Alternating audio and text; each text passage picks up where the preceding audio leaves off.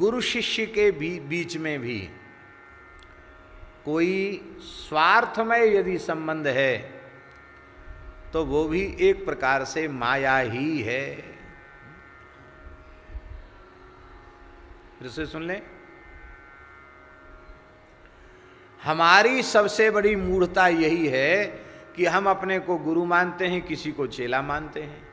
चेला मानेंगे तो उनके दोष देखना पड़ेंगे, उनकी कमी बतानी पड़ेगी, उनके सुधार का ठेका लेना पड़ेगा। अपना ठेका तो है नहीं, दूसरे का ठेका लिए बैठे। ये भी संसार है।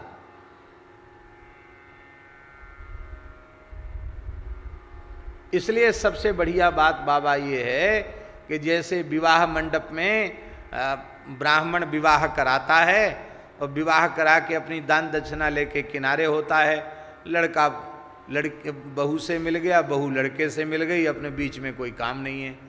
ऐसे ही गुरुजी बीच में मध्यस्थ होकर के जीव रूपी कन्या का पाणी ग्रहण वर रूप परमात्मा के साथ करा दिया। अब बीच में उसे फंसे रहने की आवश्यकता नहीं है। चेला मानोगे तो दुख होगा, चेला नहीं मानोगे तो दुख नहीं होगा। और ये बात कह दिया जाए कि हम किसी को अपना चेला नहीं मानते, तो भले ही चेला वाली योग्यता किसी में हो या न हो, उसकी परिभाषा उसके जीवन में घटित होती हो या न होती हो, सब बहुत बुरा मान जाएंगे कि अरे बताओ फिर हम काहे के लिए पड़े हैं यहाँ। अरे भाई, जो भगवान नाम दिया हुआ है वही सबसे ऊंची पूंजी है, उसको प्राप्त करने के बाद उसी में लग जाओ, बस उसी से काम हो जाएगा। तो संत सद्गुरु का संग करके दृष्ट और आनुश्रविक समस्त प्रकार के भोगों से मन की वृत्ति हटा ले। न ये भीतर से पक्का निश्चय कर ले कि न तो इस धरती का कोई पदार्थ भोग हमको चाहिए और न ही स्वर्गादि लोकों का कोई भोग पदार्थ, ब्रह्मलोक तक हमको कुछ नहीं चाहिए। ऐसा निश्चय करके साधन में प्रवृत्त हो जाए। इस शरीर को जैसा अभ्यास कराओगे वैसा अभ्यास इस शरीर को हो जाएगा।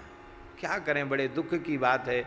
हम इतनी बढ़िया व्याख्या आपको सुना रहे हैं, उपदेश दे रहे हैं, लेकिन ये हमारे जीवन में इसका एक अंश क्या अणुमात्र भी हमारे जीवन में नहीं है। लेकिन सच्ची बात यह है कि साधन में अपने शरीर को कस देना चाहिए। खाने पीने सोने में उसकी वृत्ति नहीं रह जाएगी। क्या बढ़िया उदाहरण है। जैसे सिंह की गर्जना सुनता हुआ मृग सो नहीं सकता, ऐसे ही संसार का भय, जन्म मृत्यु का भय जिसकी समझ में आ गया है वो योगी सोएगा क्यों, वो तो भजन में लग जाएगा। क्या करें, समय हो जाएगा, लेकिन फिर भी एक दिव्य चर्चा है, हम लोगों के लिए बड़ी उपयोगी चर्चा है। खाक चौक में पूज्य सदगुरुदेव भगवान श्री पहाड़ी बाबा के चरणों में हम बैठे थे, तो कभी अत्यंत एकांत होता था तो कभी कोई बात अपने मन की हम उनसे पूछते थे। वैसे महाराज जी तो ज़्यादातर ऐसे बैठते थे। कैसे बैठते थे? हम बैठ के नहीं देखा, तो बैठ के दिखाओ। ऐसे तो बैठते थे, ऐसे करके, और प्रायः ध्यान में बैठते थे, ध्यान में रहते थे। तो एक दिन एकांत में बैठे थे, तो मैंने जैसी ध्यान से उठे, नेत्र खोले उन्होंने, तो बोले कहो क्या बात है। महाराज जी कुछ जिज्ञासा है। हाँ पूछो। तो हमने कहा महाराज जी आपके मत से भजन की परिभाषा क्या है? आपके मत से भजन की परिभाषा क्या है? तो महाराज जी ने उत्तर क्या दिया? महाराज जी बोले अरे हम कोई पढ़े लिखे पंडित हैं जो तुम्हारे जैसे पढ़े लिखे को हम उत्तर दें? हम कोई पढ़े लिखे पंडित नहीं हैं।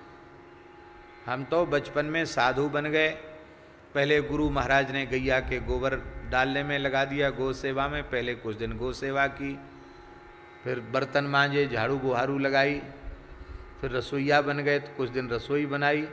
बाद में गुरु महाराज ने पूजा में भेज दिया तो मंदिर में पूजा किए। और कुछ महात्माओं ने बता दिया तो बस हम कुछ ध्यान धारणा कर लेते, हम पढ़े लिखे नहीं हैं।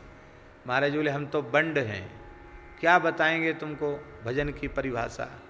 मैंने कहा नहीं महाराज जी, पढ़ाई लिखाई वाली बात दास नहीं पूछ रहा है, आप अपने अनुभव से भजन की क्या परिभाषा स्वीकार करते हैं वही इस दास को बता।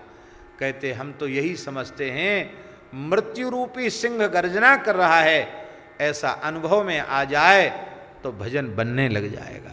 मौत भूल जाती है तो भजन भूल जाता है, इसलिए सदा अपनी मृत्यु की स्मृति बना करके रखना, यही मेरे मत से भजन की परिभाषा।